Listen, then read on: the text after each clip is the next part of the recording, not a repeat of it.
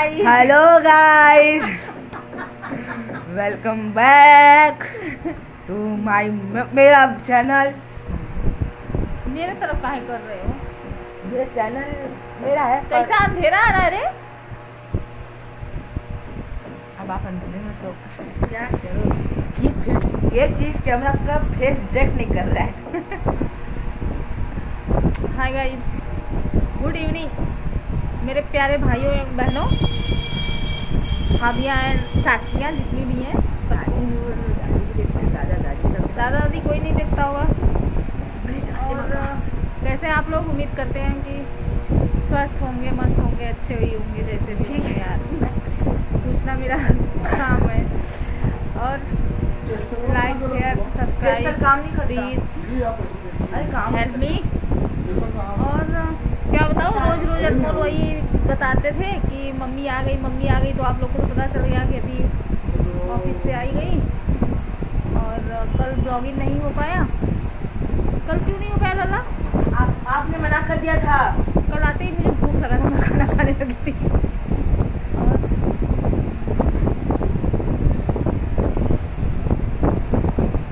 तो इसलिए कल ब्लॉगिंग नहीं हो पाया।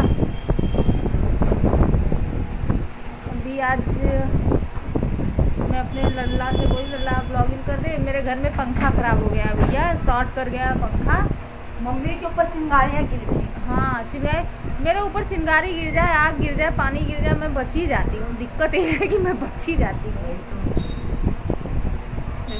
माँ बेटे का प्यार है यार। अरे मेरी प्यारी मम्मी हो, मेरी प्यारी मम्मी। अरे मुँह उठा के मेरी प्यारी मम्मी। हाँ फ्रेंड्स लोग पागल हो यार। मेकअप खराब हुआ। मेकअप है ये नहीं खराब क्या? अब टीआरपी कैसे आएगा? उनको मैं मेकअप का बॉक्स आता, टीआरपी लाना है। मेकअप का बॉक्स है ये नहीं है कुछ। पागल हो क्या? कुछ भी बोलती हो। मैं टीआरपी लेना है। हाँ, तो ये जो लड़का टपर टपर बोल रहा है ना, हाँ, कुछ इसके बारे में बताओ। क्या बताओगे? कुछ बताओ इसके बारे में, जो टपर टपर बोल रहा है।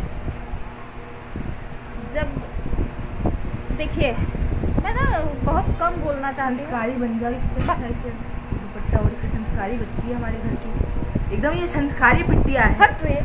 हमारा नाक बचा के रखिए, नाक लाज दोनों। तो पहले तो मैं आपको बता दूं, मैं ना बड़ा कम बोलना चाहती हूँ किसी बात पे, और सोशल मीडिया में तो बिल्कुल ही नहीं बोलना चाहती। फिर भी कभी कभी सोचती हूँ कि बोल दूँ। भाई आप लोग भी हमारे सदस्य हैं, परिवार हैं, तो बता ही देती हूँ। 28 जून को तो आपको पता है, मेरा बेटा बताया ही था कि लेकिन एनिवर्सरी वगैरह से मुझे ज़्यादा कुछ वो नहीं रहता। बस हाँ, समाज ने, मेरे माँ बाप ने हिल के बंद हुआ। हाँ, गाय हिला था तब पापा हिलाए। अरे बोलो यार। हाँ, समाज ने, मेरे माँ बाप ने, मेरी माँ की। इसमें ना लास्ट में एक जो मैं कुछ बताना चाहूँगी लोगों को भी। आज के लोग तो बड़े समझदार हो गए हैं, लड़कियाँ समझदार हैं, लड़के समझदार हैं, सब लोग समझदार हैं। तब ऐसा नहीं हुआ करता था। तो ये जो 28 जून गया ना, इस 28 जून को 20 साल पूरे हुए। लेकिन मैं तो वही, मेरा रोज का ही रूटीन था। सुबह उठना, घर का काम करना, ऑफिस जाना, फिर ऑफिस से आना। तो उस दिन तो मैं खाना वाना नहीं बनाई थी, शाम को वही बनाए थे पंडित जी। खाने की तरह से ज़्यादा उस दिन में, क्योंकि मुझे ज़्यादा मतलब नहीं रहता। क्यों नहीं रहता ये भी मैं बताना चाहूँगी। 15 साल की थी ना, तभी मेरी शादी हो गई थी। और कम उम्र में हो गई। हाँ, वो जर गलत है वो है का जरी। तो जब मैं आई थी ससुराल 3 साल बाद क्या तो खोल के फिर से जोड़ी। तो मेरी घर का मामला बाहर तक नहीं ले जाना चाहिए, लेकिन पड़ेगा आप लोगों को। तो 3 साल बाद मैं आई और 1 साल रही थी। मुंबई में थी मैं, मुंबई के नाला सोपारा में। एक समय मेरा खुद का घर रहा करता था, लेकिन कुछ कारणवश उसको बेचना पड़ा। फिर हम लोग भाड़े से रहने लगे, रेंट पे रहने लगे। फिर हम लोग सूरत शिफ्ट हुए। बहुत संघर्ष करके हम यहाँ तक पहुँचे हैं भैया, आप लोग अंदाज़ा भी नहीं लगा सकते कि कितना संघर्ष की हूँ। 35 ईयर्स मेरा उम्र हो गया, तो 35 ईयर्स ना मैं कितना संघर्ष की हूँ मुझे और मेरे भगवान को पता है, इंसान को नहीं पता है। बहुत संघर्ष करके आज मैं हंस पाती हूँ, बोल पाती हूँ आप लोगों के सामने, अब खुद को प्रेजेंट करती हूँ। और इसमें जब वो लोग, कुछ लोग आ जाते हैं कमेंट में वो दिल और गुलाब लेके ना, तो कसम बता रही हूँ मेरा खून खौल जाता है। मुझे नहीं पसंद है भैया ये गुलाब, ये दिल वगैरह मुझे नहीं पसंद है, ठीक ना। क्योंकि हाथ मत लग जाना भाई कभी। मेरे जैसा संघर्ष करके कभी देखिए नहीं की होंगी आपकी माँ, बहन, बीवी नहीं की होगी इतना संघर्ष, जिस संघर्ष से मैं गुजरी हूँ और गुजरती हूँ आज भी। तो मुझे ना मेरी बड़ी जिठानी, मेरी गलती क्या है मैं अपनी गलती भी बताती हूँ। जब मैं मुंबई में थी और होली का दिन था और उनके जैसी एक औरत सोसाइटी में दिखा करती थी, तो मुझे अपनी बड़ी जिठानी का याद आ जाता था।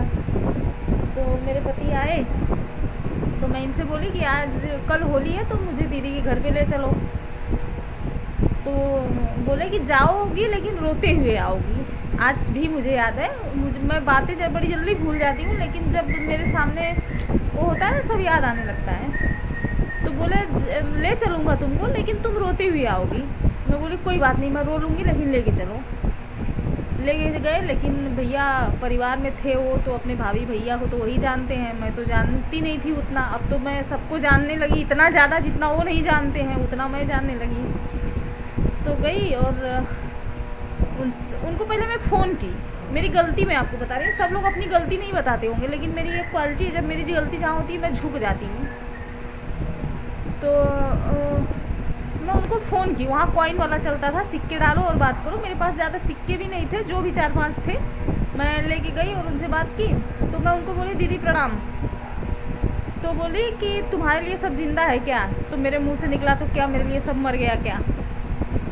बहुत पुरानी बात है मुझे, क्योंकि मेरी मम्मी अकेली थी, देवरानी जेठानी थी नहीं, कोई भाभी थी नहीं मेरे पास, मैं सबसे बड़ी थी। तो मुझे वो नहीं आता था ये सब कि कैसे किसका जवाब देना चाहिए, मुझे नहीं पता था। तो यही सब हुआ। फिर वो गुस्से में उधर से फ़ोन रख दी, मैं इधर से रख दी। तो मैं सोची गुस्सा है, बड़ी है हमसे तो मुझे जाना चाहिए, मैं छोटी हूँ, मनाने जाना चाहिए। तो मैं अपने पहले हस्बैंड को बोली कि मुझे लेके चलिए। फिर वहाँ लेके गए भैया, गई, होली का दिन था और उनकी एक बड़ी अच्छी सहेली थी, उनका भी नाम सुमन ही था, गुप्ता थी। तो हाँ, मेरे जेठ घर में थे, तो मेरी दीदी बोली कि ऐसा है कि सुमन के घर में चलो। तो मैं चली गई। मुझे क्या पता, मुझे आज भी कल छपट नहीं आता भाई, मैं शुद्ध साफ बोलती हूँ, ज़रूरत पड़े हाथ भी उठा देती हूँ अगर कोई बाहर वाला बदतमीजी करे तो, और मुंह पे बोलती हूँ, मुझे मन में वो सब रखने वखने नहीं आता। मैं गई वहाँ पे और आज भी मैं अपने जिठानियों को बड़ा इज्जत देती हूँ, जबकि उस लायक है नहीं। ये वीडियो बहुत दूर तक जाएगा, मुझे पता है, सब लोग देखेंगे। फिर भी मेरा वो संस्कार है, मेरी माँ ने मुझे वो संस्कार दिया है कि मैं, अगर मेरी जिठानियाँ बेड पे हैं, चारपाई पे हैं, तो मैं नीचे बैठती हूँ। उनके सामने मैं खटिया पे बैठना मुझे नहीं अच्छा लगता, मैं नीचे बैठती हूँ। तो मेरी दीदी बेड पे बैठी, मैं नीचे बैठी, और मेरे पति, अपनी छोटी बहन वहीं पे रहती थी, उनके घर पे थे।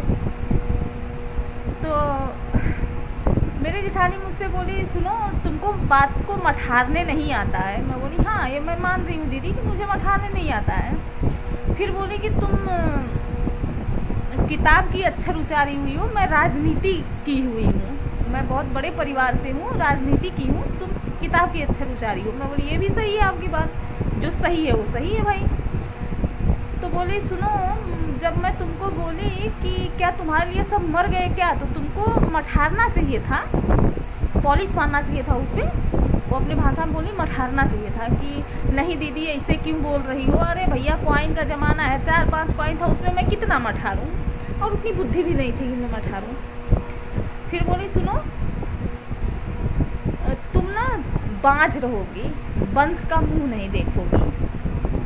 बड़ा खराब लगा, सीधा दिल में बात चुनी और मेरे आंखों से आंसू गिरने लगा, क्योंकि मुझे आए हुए 2 साल भी नहीं बीते हुए थे। तो मैं बोली कोई बात नहीं, आपके पास 2 बेटे हैं। उस समय इतनी बुद्धि मुझे भगवान ने दी है, मुझे पास इतनी बुद्धि नहीं थी।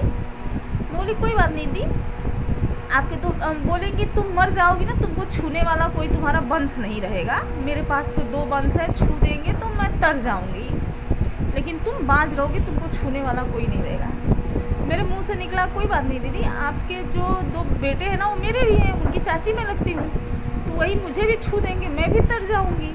यही बोल के मैं रोते हुए वहाँ से निकल गई और अपनी ननद के घर पे गई, आंसू पोंछ के। मेरे पति वहाँ बैठे थे, मुझे देखे बोले तुम रोई हो? मैं बोली नहीं, क्योंकि फिर मेरी ननद बोले कि नहीं तुम रोई हो सुमन, तुम रोई हो।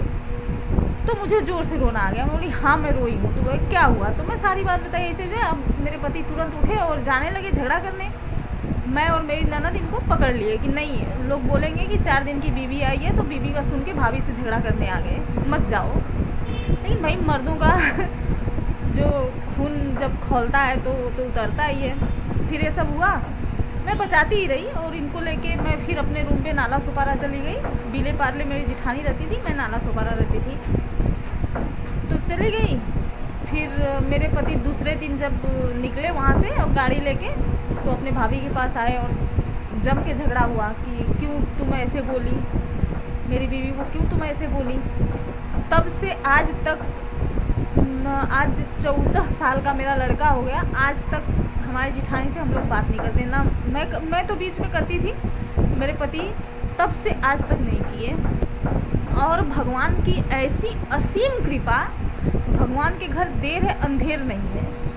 भगवान के घर पे से ऐसा असीम कृपा हुआ मेरे ऊपर कि देखिए मैं आप लोगों के सामने मेरा बेटा बैठा हुआ है। और कहना तो नहीं चाहिए, गॉड गिफ्ट है, पति हो बेटा कुछ भी हो, गॉड गिफ्ट होता है, कुछ हमारा नहीं होता, हम भी अपने नहीं होते हैं, आज नहीं कल शरीर को छोड़ना ही है।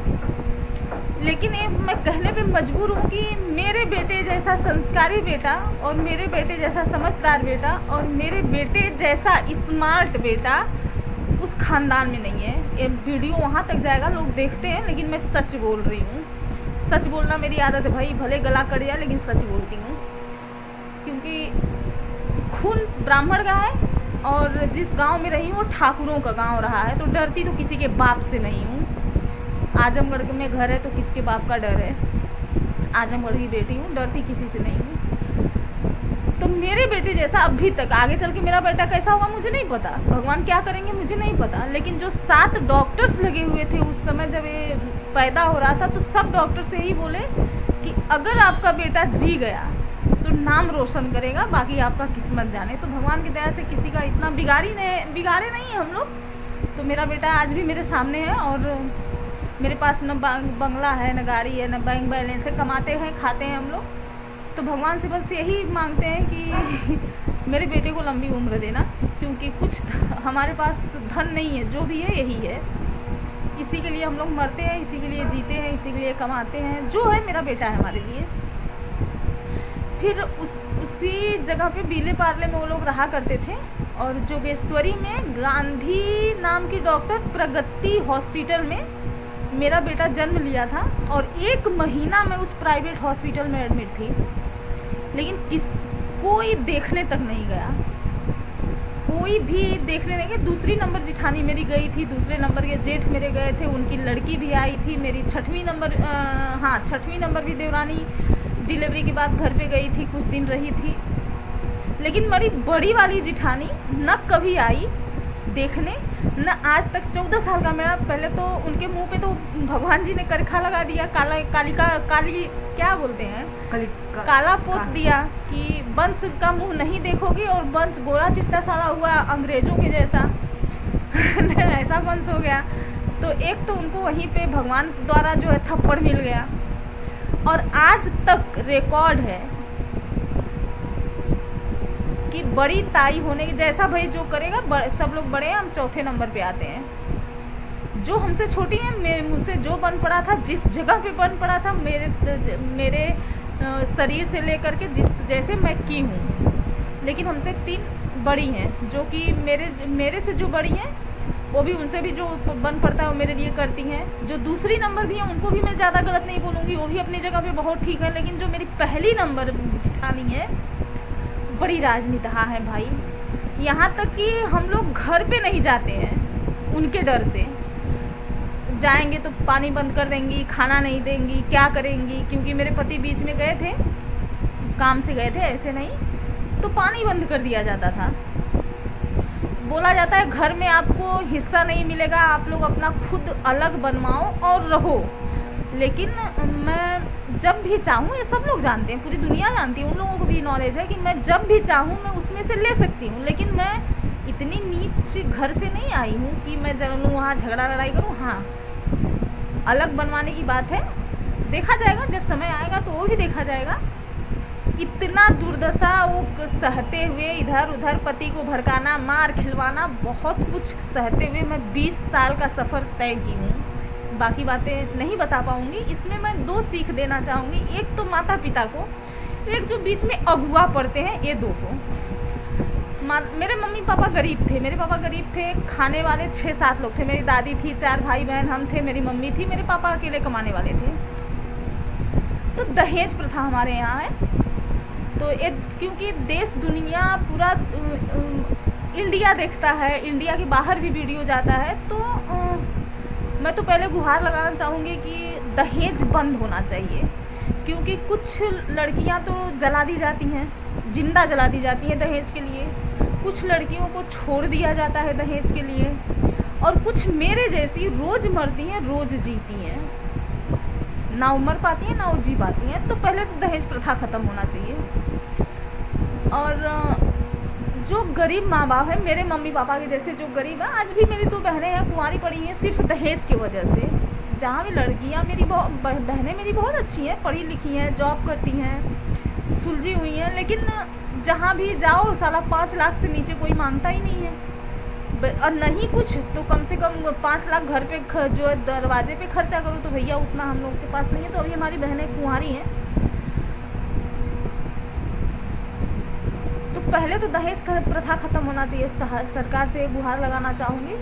और दूसरे जो गरीब माता पिता हैं उनको ये मैं नसीहत देना चाहूँगी कि आपकी बेटी अगर रिष्ट पुष्ट स्वस्थ है, कुपोषण की शिकार नहीं है, विकलांग नहीं है, आजकल तो विकलांगों को अच्छे स्मार्ट लड़के मिल जा रहे हैं भाई, तो कम से कम पढ़ाई लिखाई और लड़के का उम्र मैं इसलिए बोल रही हूँ कि देखिए मेरे पति जो है मेरे से 2 गुने उम्र के हैं और स्वभाव के बड़े अच्छे हैं।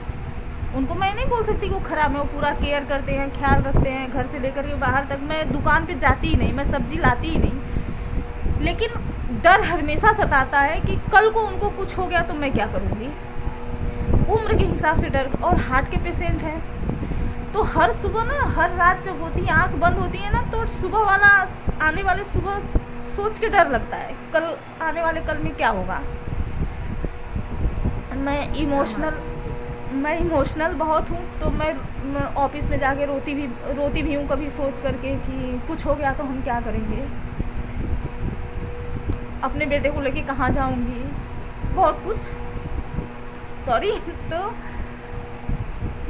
उम्र देखें और शिक्षा देखें और गरीब ही देखें, ताकि दोनों, आज मैं कमा रही हूँ ना, अपने पति के साथ मिल के कमा रही हूँ, बेटे का हम लोग कर रहे हैं, उसको जितना हम लोगों से बन पड़ता है करते हैं, इंग्लिश मीडियम पढ़ाते हैं, जो भी बन पड़ता है हमसे, हमारी औकात जितनी है उतना बेस्ट से बेस्ट हम देने की कोशिश करते हैं। तो हम उम्र ढूंढो ना भाई कि ये इस डर से औरत ना सोए, लड़की ना सोए कि सुबह क्या होगा। और कहने को तो मेरे भाई 6 पति हैं, 6 भाई हैं मेरे पति, और किसी को कोई तकलीफ होगा ना तो बंदा पहले पहुंचता है, लेकिन इनको कुछ होगा ना तो कोई देखने क्या फ़ोन करके पूछता भी नहीं है कि तुम कैसे हो, कहाँ से हो रहा है, मर गए हो कि जिंदा हो, कोई नहीं पूछता। इनके बड़े भाई हैं, बड़ी भाभी हैं, आज तक फ़ोन नहीं आया। आज करीब 3 साल के लगभग हो गया, इनको अटैक आया था, दवा हुआ, ठीक हुए, दवा पे चल रहे हैं, आज भी हम लोग जब जाते हैं हॉस्पिटल चेकअप के लिए तो डॉक्टर बोलता है भगवान के भरोसे चल रहे हैं। अब सोचिए मैं कैसे जिंदा हूँ। हम लोग तो पत्थर, मैं तो पत्थर हो गई हूँ ना।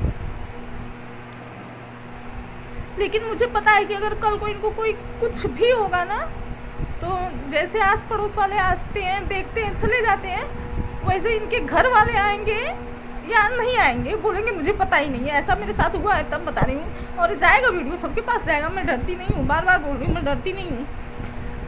तो या तो आएंगे ही नहीं, या तो आके आस पड़ोस के जैसे इधर से देख के चले जाएंगे।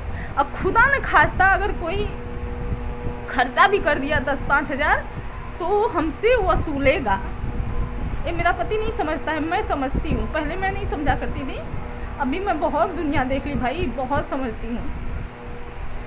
और तो जो बीच में अगुआ पड़ते हैं ना, उनकी क्या, वो सोचते हैं कि सराहना होगा, सराहना ही होता है ना, और क्या होता है, कोई पैसा थोड़ी देता है। अब भैया अपने सराहना की वजह से किसी की ज़िंदगी ना बर्बाद करिए, कोई भी हो। अपने सराहना की वजह से किसी लड़की की ज़िंदगी ना बर्बाद करिए, नहीं आपके सामने भी आएगा। तो ऐसा नहीं करते। और बस यही सब इमोशनल हो जाती हूँ, इसलिए कभी मैं ज़्यादा जल्दी में कुछ बोलती नहीं हूँ। बोलती हूँ तो ऐसा मन करता है ज़्यादा बोलूँ। आज शनिवार है, कल संडे है, कल घर पे ही रहना है। तो इस टाइप का इनका परिवार है, और उस परिवार के लिए बंदा आज भी मरता है, ऐसे परिवार के लिए। तो आप लोगों को ना एक नसीहत दे रही हूँ फ्री में, माँ बाप के लिए करिए, जितना बन पड़ता है करिए, भाभी भाई के लिए मत करिए। मेरा पति ना भाभी भाई के चक्कर में भिखारी हो गया था, और आज भी है। आज इनके पास भी घर होता, ये भी कमाते, मैं घर पे होती। मेरा भी शौक रहता है मैं अपने बच्चे के साथ रहूं। मेरा बच्चा 6 साल का था तब से छोड़ के मैं नौकरी कर रही हूँ, अकेले रहता है घर पे, तो मैं भी घर में। और जब मैं नौकरी पे जाती हूँ ना भैया, तो यूपी की हूँ ना, यूपी, और ऊपर से ब्राह्मण पंडित परिवार से, तो बड़े अच्छे नज़र से लोग मुझे नहीं देखते। आप बहुत अच्छी बातें मेरे बारे में नहीं करते होंगे, मेरे कान तक तो आता नहीं, और मैं सुनती भी नहीं, और किसी से मतलब भी नहीं रखती। मैं अपने काम से काम मतलब रखती हूँ। सुबह उठना, घर का काम करना, बच्चे का टिफ़िन तैयार करना, बच्चा मेरा स्कूल जाएगा, मैं घर का काम करूँगी, ऑफिस जाऊँगी, मेरा बच्चा दोपहर में आएगा, उसके पापा आएंगे, खाएंगे पिएंगे वो लोग, फिर उसके पापा भी 2-3 बजे निकल जाते हैं, फिर मेरा बेटा अकेले रहता है, मेरी राह देखता है। फिर मैं आती हूँ, घर का काम जो होता है करती हूँ, खाती हूँ, सो जाती हूँ। यही मेरा रूटीन है हर दिन का, यही रूटीन है मेरा हर दिन का।